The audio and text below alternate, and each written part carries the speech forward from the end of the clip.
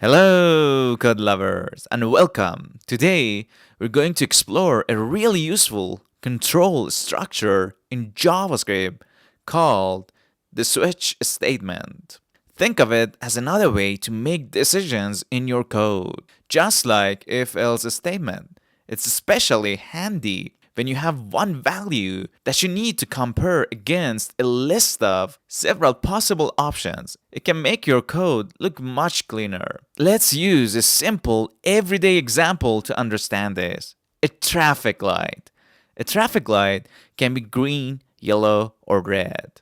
And we need our program to do something different for each color. First, let's create a variable to hold the current color of our traffic light. So I write let traffic light equals to single quote green semicolon. Notice I used let because we're eventually gonna change its value. Great, now instead of writing a bunch of if and else if statements, let's use the switch statement. We start by telling JavaScript what variable we want to switch or check. In our case, it's the traffic light variable.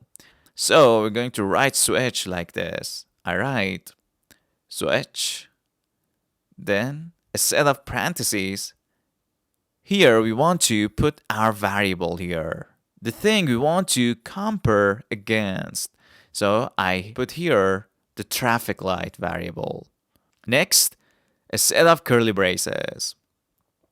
And now, inside these curly braces, we have to define our different cases. A case is one of the possible values we're looking for. Let's start with the case where the light is green.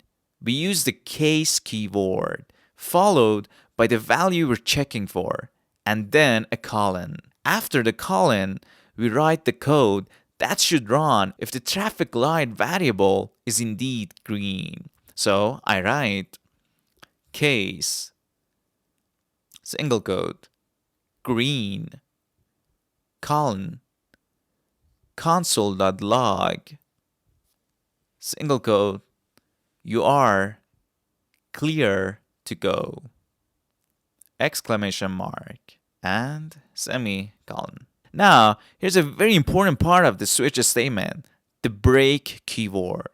After we've run the code for a specific case, we need to tell JavaScript to break out of the switch block. If we don't, it will just keep running the code in the cases below it, which is not what we want. So let's add break right after our console.log. So I write break semicolon.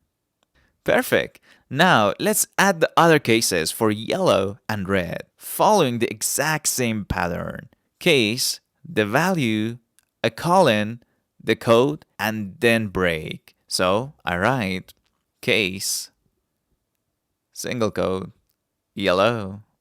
Now it's important to tell you that the value you put here, it is one of the values that traffic light might have. Okay? You just can't put here a number. Technically you can, but it's just not logical. Colon console.log single quote slow down. The light is about to change. And semicolon. And don't forget, you have to put here the break statement. So I write break semicolon. Next, case single quote red colon console.log single quote stop, do not enter the intersection dot and semicolon break semicolon. Okay, but what happens if the traffic light variable has a value that we don't have a case for? Like, what if its value was purple? For this situation, we have the default case. The default case runs if none of the other cases match.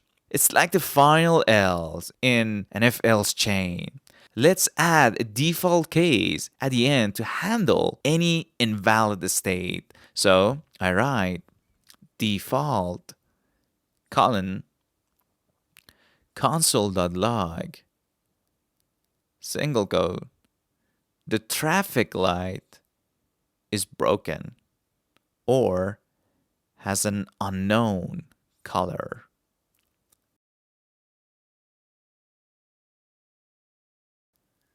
Dot and semicolon. Now let's run this code. And there you go. You see, you are clear to go in the console because our traffic light variable is set to green. So let's change that to red and see what's going to happen. So I change it to red and run it again. See, stop, do not enter the intersection. And let's test for another value. Let's say purple. And run it again. The traffic light is broken or has unknown color, which is true because that was our default. Now let's quickly see what happens if we forget to add the break statement. Let's temporarily remove the break from the green case. So I delete the break from green case.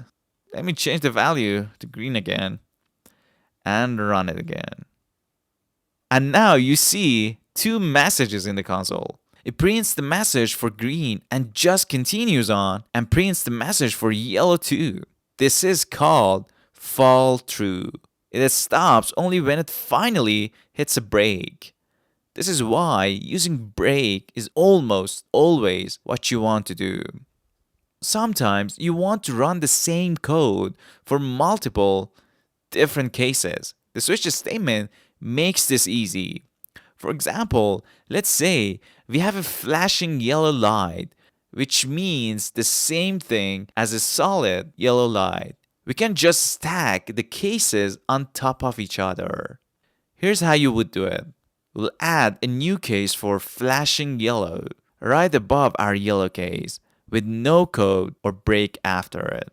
Above yellow case, I add case single quote flashing yellow and colon. Just notice I don't write any code after colon. And I'm gonna change the code here, console.log. Instead of slowing down, I will write proceed with caution. Okay. And if I run, what's gonna happen? If traffic light is either yellow or flashing yellow, the same code will run. It's a very clean way to handle two inputs that result in the same output. So I change traffic light to yellow to see what's gonna happen. Okay, we're gonna get proceed with caution. That was clear. Now I'm gonna change it to flashing yellow to see what's going to happen. And yeah, you see, we didn't write any code for that case, but it executed the code for yellow case. That's called grouping the cases.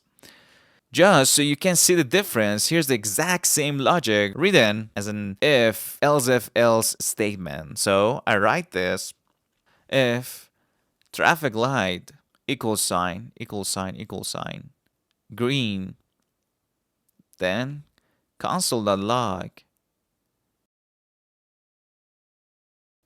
you're clear to go. Next, else if traffic light equals sign equals sign equals sign yellow, or traffic light equals sign equals sign equals sign flashing yellow, console.log, proceed with caution. Else if traffic light equal sign equal sign equal sign red, console.log stop, do not enter the intersection. And the final part, else console.log the traffic light is broken or has an unknown color.